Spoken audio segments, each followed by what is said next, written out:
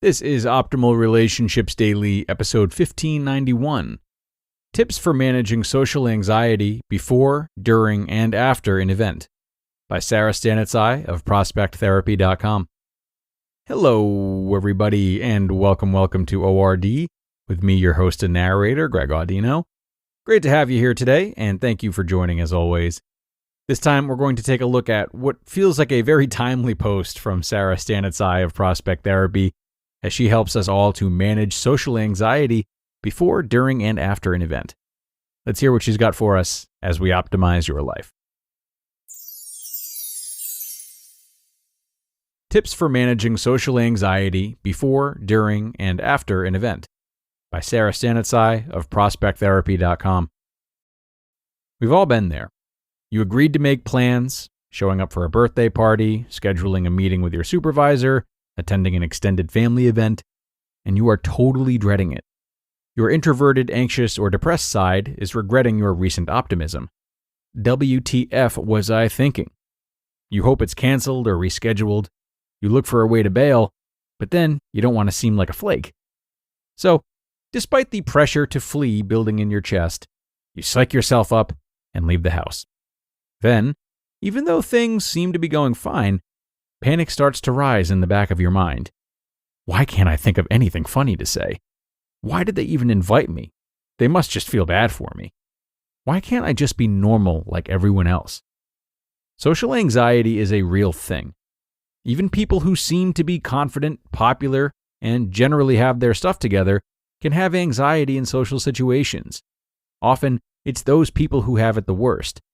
Acting like socializing is a breeze is often a way to overcompensate for feelings of inadequacy or insecurity. Everyone feels this way occasionally, but it can be really exhausting and overwhelming when you feel like this all of the time. Signs of social anxiety. Feelings of dread and overwhelm in anticipation of a social event.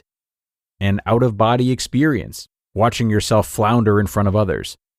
Sweating, feeling hot, getting red in the face, clammy hands when you are put on the spot. Increased heart rate and shallow breathing when you're in a room of people, even if you're sitting in the back. And ringing in the ears. Tunnel vision when someone asks you a question. Sounds fun, right? Here are 3 tips to help manage it before, during, and after an event.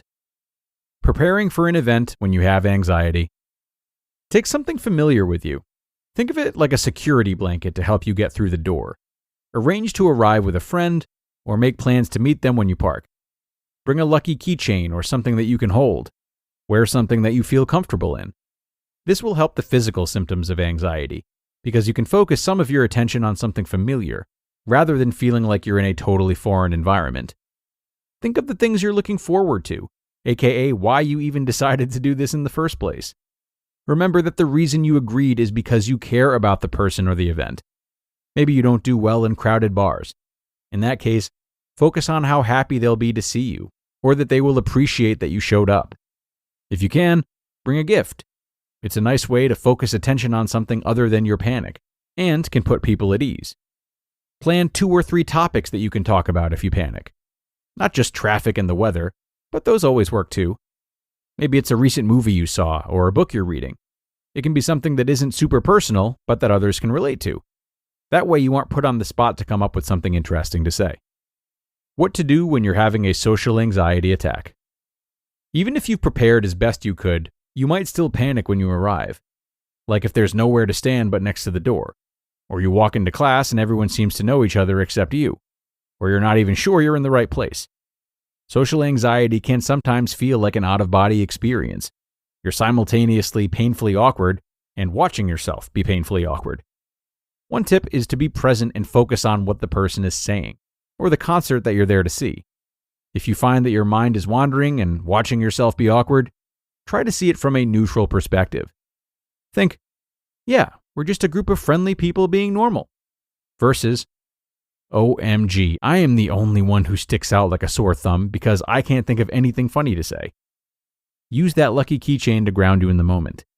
If nothing else, listen to others and ask questions. Let them do the talking, and you can focus on regulating your anxiety response.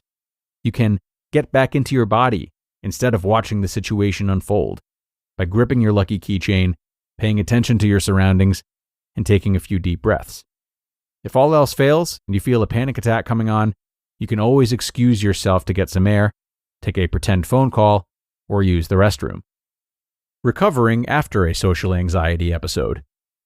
If you end up leaving and feeling like a loser, just remember, you only have to do the first day once, and then you never have to do it again.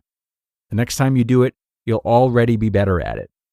Take some time to recalibrate your mood and your body. If you need to recharge by spending time alone, then do it. Anything you can do to practice self-care will help, such as preparing a comforting meal, watching your favorite TV show, or reading a magazine for a bit. Finally, remember that these experiences are only a part of who you are. They don't make up your whole personality. Social anxiety doesn't define you. Social anxiety is basically just nonstop conspiracy theories in your head while you're trying to interact or think about interacting with other people. It can totally trick us into thinking about things that are just not true. Maybe you're the type of person who does better one-on-one. Maybe you're an introvert and you don't like to be in crowds.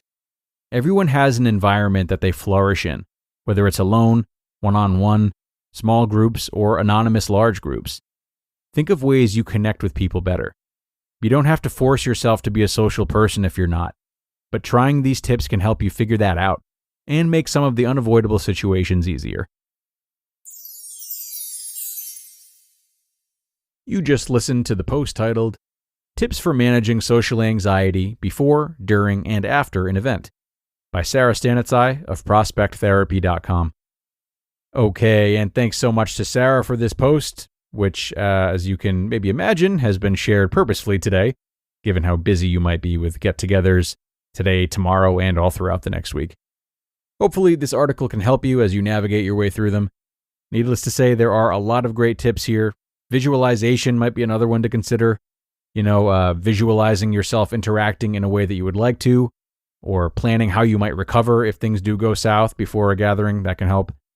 And should it be a bigger party, remember that it's common for social anxiety to exist a little bit for everyone at different times.